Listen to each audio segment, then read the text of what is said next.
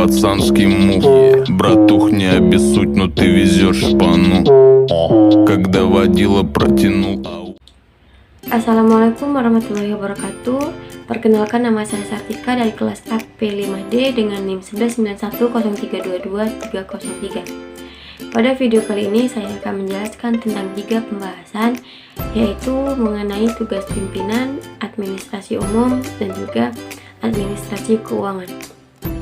Baiklah, pembahasan yang pertama yaitu tentang tugas pimpinan.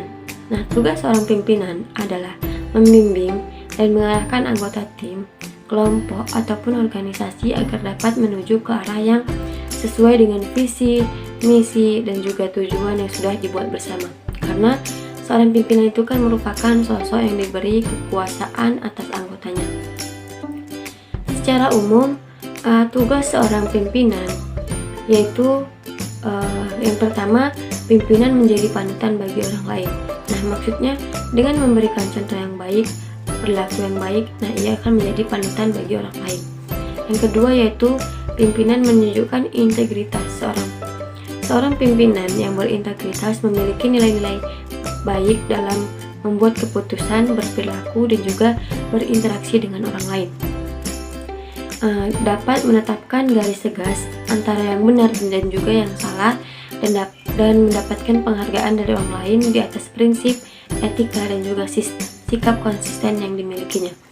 Kemudian pimpinan itu harus berkomunikasi secara efektif. Nah, kemampuan seorang pemimpin berkomunikasi secara efektif, ringkas, dan pengetahuan merupakan keahlian yang nantinya memicu dari seorang pimpinan. Yang keempat yaitu pimpinan memberdayakan orang lain.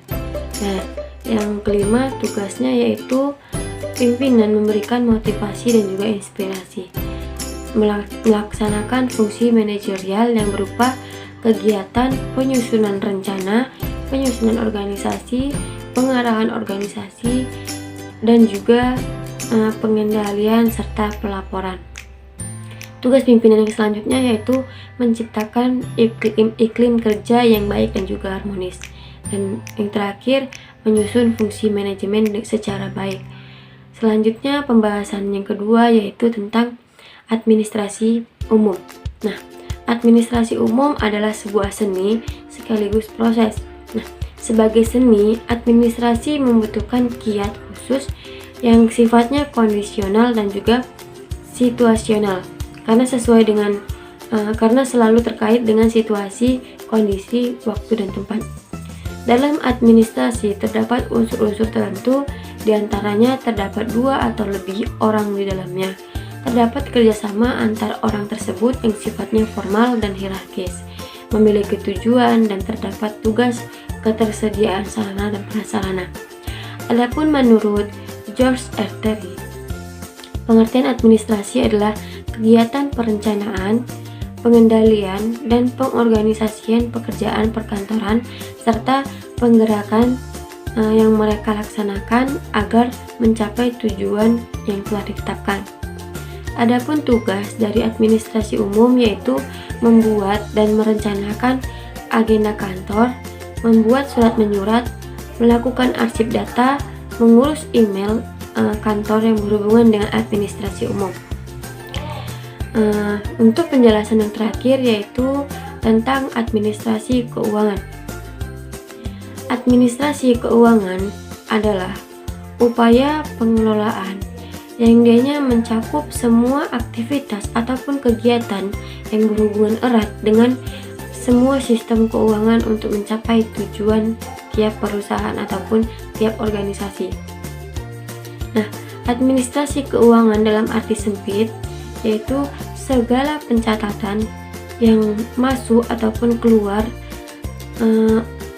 keuangan untuk membiayai suatu kegiatan organisasi, baik dia berupa tata usaha ataupun tata pembukuan keuangan. Kemudian administrasi keuangan menurut arti luas yaitu kebijakan dalam pengadaan dan penggunaan keuangan untuk mewujudkan kegiatan organisasi kerja yang berupa kegiatan perencanaan, pengaturan pertanggungjawaban, dan juga pengawasan keuangan. Secara umum, Ada berbagai tugas administrasi keuangan. Yang pertama yaitu menyusun perencanaan keuangan yang dimiliki oleh suatu perusahaan. Nah, soal administrasi keuangan memiliki tanggung jawab untuk perencanaan keuangan dalam suatu perusahaan. Nah, singkatnya, sederhananya, perencanaan yang dimaksud itu seperti rencana peminjaman, perencanaan alur masuk dan keluarnya uang, kemudian hingga perencanaan mengenai pembayaran dan pengambilan utang. Yang selanjutnya yaitu mengatur alur pergerakan dana perusahaan.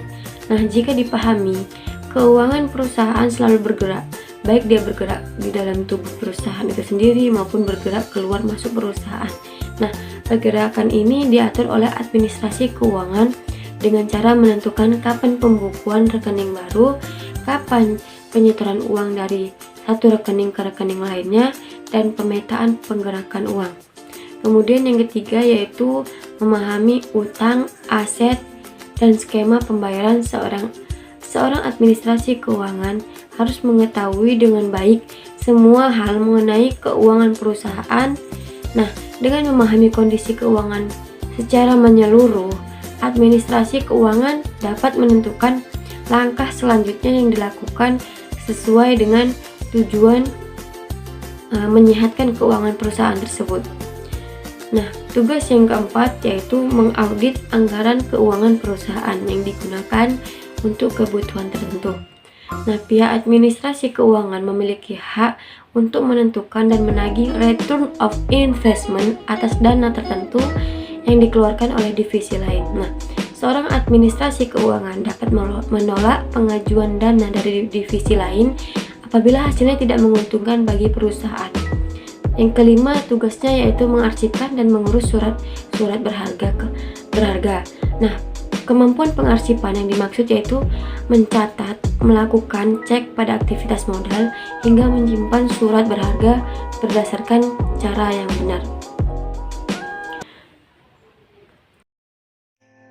Mungkin hanya itu yang dapat saya sampaikan. Semoga bermanfaat. Wassalamualaikum warahmatullahi wabarakatuh.